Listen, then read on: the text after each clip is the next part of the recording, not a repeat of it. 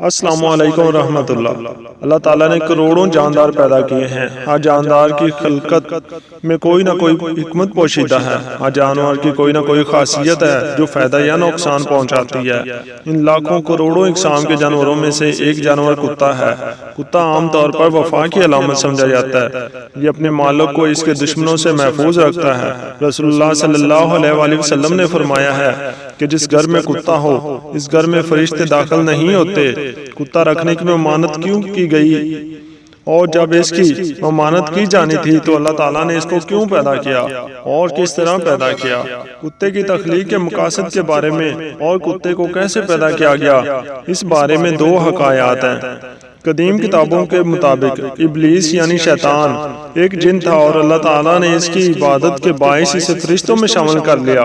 بعد ازاں اس کی ریاضت کا سلسلہ جاری رہا۔ کائنات کا کوئی ایسا ٹکڑا نہیں تھا جس پر ابلیس نے سجدہ نہ کیا۔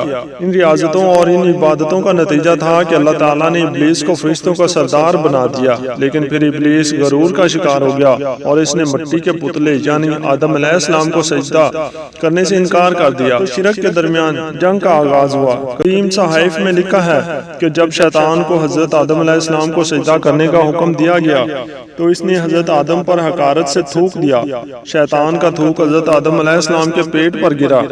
بعد ازاں اللہ تعالیٰ نے حضرت جبرائیل سے تھوک نکالنے کا حکم دیا تو انہوں نے وہ مٹی نکال دی تو وہاں پیٹ پر ایک چھوٹا سا سوراخ بن گیا۔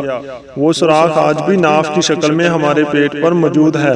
اللہ تعالیٰ نے ناف کی مٹی سے بعد ازاں کتا بنایا۔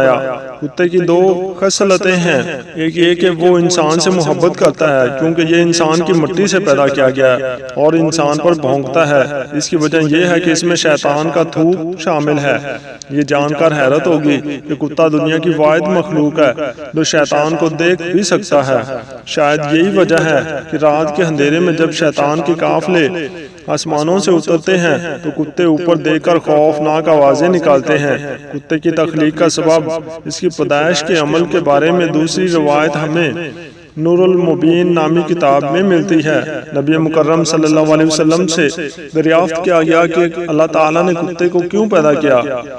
آپ صلی اللہ علیہ وسلم نے فرمایا کہ اللہ نے اس کو ابلیس کی تھوک سے پیدا کیا۔ اللہ نے حضرت آدم اور حوا کو زمین پر اتارا تو یہ دونوں چڑیوں کے چوزوں کی مانند کانپ رہے تھے۔ اس وقت ابلیس زمین پر حضرت آدم علیہ السلام سے پہلے آ چکا تھا۔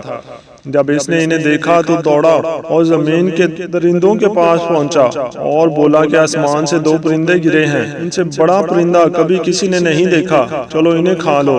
ابلیس راستے میں للکار رہا تھا اور چلا رہا تھا، تھوڑی دور کی مسافت ہے اور جلدی جلدی بولنے سے اس کے منہ سے تھوک گر رہا تھا تو اللہ تعالیٰ نے اس تھوک سے نر کتا اور مادہ پیدا کر دیے۔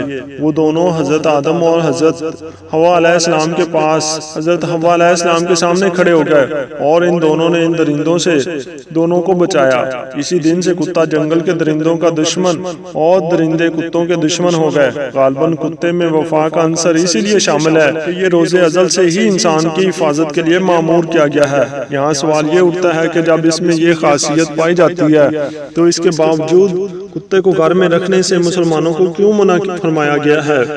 ہمیں بلا ضرورت گھر میں کتے پالنے کی ممانعت کیوں فرمائی؟ اسلام میں کتے رکھنا بالکل ہی منع نہیں کیا گیا بلکہ اس کی ایک محدود اجازت کچھ شرائط کے ساتھ دی گئی ہیں۔ چنانچہ جو کتے کسی ضرورت سے پالے جاتے ہیں، مثلاً شکاری کتے یا کھیت اور مویشی حفاظت کرنے والے کتے، وہ اس حکم سے باہر ہیں۔ نبی کریم صلی اللہ علیہ وسلم فرماتے ہیں کہ میرے پاس جبریل تشریف لائے اور کہا گزشتہ شب میں آیا تھا لیکن گھر میں داخل نہ ہونے کی وجہ یہ تھی کہ دروازے پر مجسمہ اور گھر میں تصویروں والا پردہ تھا اور گھر میں کتا بھی تھا، لہٰذا جو مجسمہ ہے اس کا سر آپ اس طرح کروا دیجئے کہ وہ درخت کی شکل میں رہ جائے اور پردہ پھاڑ کر تکیہ بنا لیجئے اور کتے کو گھر سے نکلوا دیجئے۔